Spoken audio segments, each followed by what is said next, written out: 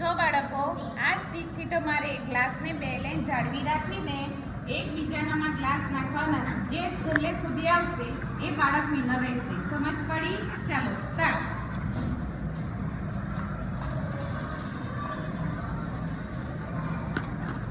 સરસ, તાળી પાડો.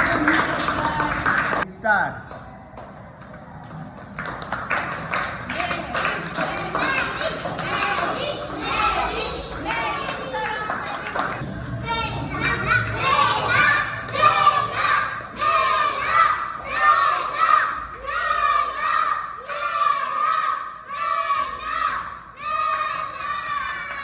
One, two, three.